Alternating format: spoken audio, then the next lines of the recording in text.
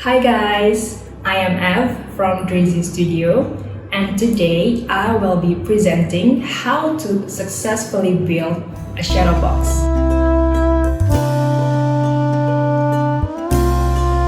I wrote this presentation in mind for new crafters who want to make their first ever shadow box. So I will be going over the step by step, and by the end of my presentation, you will be able to apply the technique and make all other kinds of shadow box that you want.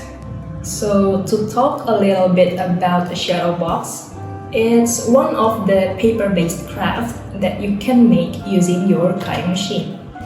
The other paper-based craft that you can make are the greeting cards, and some lollipop holders I have over here. Also some chocolate egg holders right here, and this one Christmas decoration I made last year.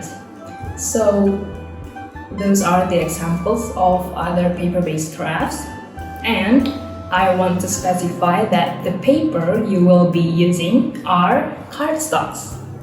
Here I have a couple of cardstocks, and you want to be using a 65 pound or 176 GSM for your crafts because, well, from my experience with experimenting with different cardstock thicknesses, the 65 pound is the easiest to work with.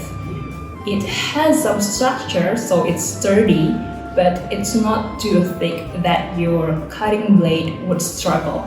And of course, about the colors. So shadow box, or we can call it a light box, usually, originally were in white, all white.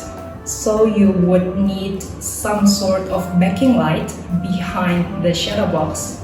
And when you turn the light on, you will be able to see the three-dimensional effect. But nowadays, a lot of designers, SVG designers, already incorporate the colors into the digital files itself. So right from the preview, you can already see what the shadow box would become. And then, of course, you can play around with the colors yourself, so you don't have to exactly follow what the designers have in mind. Okay, now let's move on to the teaching section. I will start by introducing the materials and then the steps, and for the last I will be talking about the difficulties, the mistakes that crafters usually make, and how to fix them. Let's go! For this project, you will be needing the following items: a Cricut or other brand of cutting machine, a cutting mat, scissors, scraper and all kinds of tweezers that you have, cardstock, ideally of 65 pound or 176 GSM, adhesive foam or PVC foam board, plus double-sided tape, and then optional, a wooden box frame that you can buy or make, and again optional, LED strip light, and then a ruler or measuring tape, and lastly, of course, the SVG file. Let's start making. In this video, I will be using this Cricut Explore Air 2 and Cricut Design Space as the software. Start by opening the file for your shadow box. Today, we're using this Deer SVG of 4 layers. This design is free to download and is available on the website drizystudio.com. So you will download the zip file, extract it, and find the SVG. Next, prepare your sheets of cardstock. At this point, you are free to choose the colors. You can either use all white, follow the color scheme from the vial, or set your own colors with the cardstocks you have on hand. Next step, this is what I noted as optional. If you are going to encase your finished shadow box inside a frame, you should always measure the size of your frame and write it down. On top of that, optional again, if you're going to use LED strip, you might need to adjust some more. So here's an empty frame and here's an LED strip.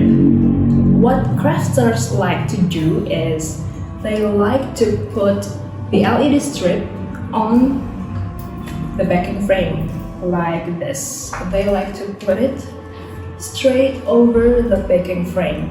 But what we like to do here is actually to put this LED strip on the inner lining of the frame like this. It's gonna take a while, pardon me.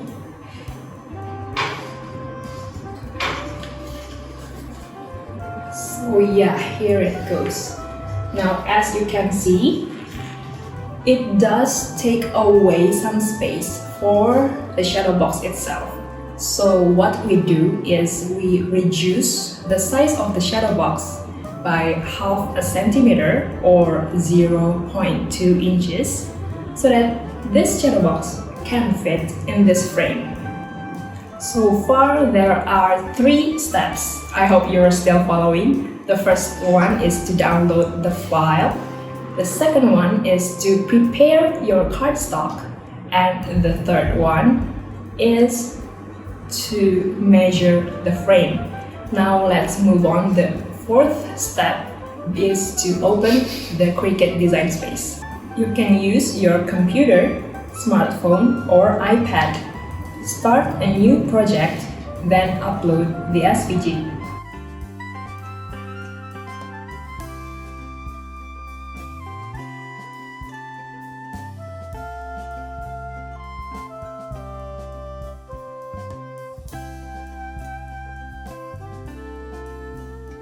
Now you have to resize the SVG according to the size of your frame. So go ahead and edit the size of the SVG to match it. Take the first layer of cardstock, then attach it to the cutting mat. Make sure it sticks nicely. Edit the cut settings and start cutting. If you're cutting cardstock for the first time ever, you should do a test cut. Experiment between cutting pressure, speed, and the number of rounds to cut. Once you're happy with the setting, you can continue with cutting the real thing. In my personal experience, I can cut cardstock using the setting meant for cardstock, or using the setting meant for paper and make it 2 or 3 rounds. Next, carefully detach the cardstock from the cutting mat. Make sure there are no rips. Repeat the cutting process until all layers are done. Now we're ready to assemble. Keep a screen that shows your supposed shadow box layers. I use it to help me make sure the order is correct. Now you only need to cut pieces of adhesive foam and place them between the layers.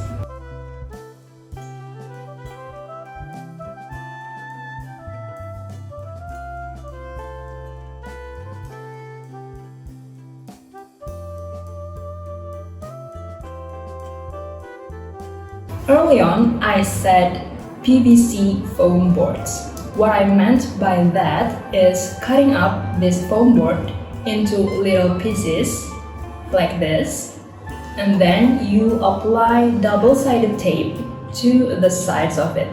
So this little piece becomes your adhesive.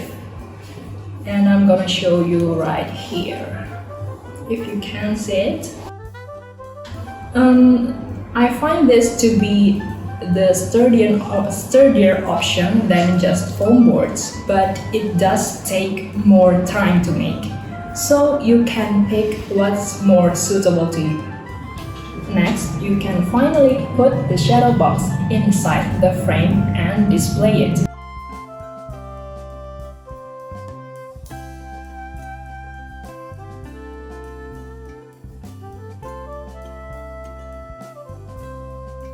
Either with or without LED lights.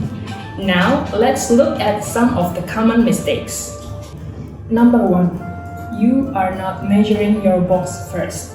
Sometimes maybe you're in a hurry and just simply forget to do this. So after that first layer, maybe you can take the paper and see if the cardstock still fits your frame. Number 2. Your cutting mat is less sticky from numerous uses.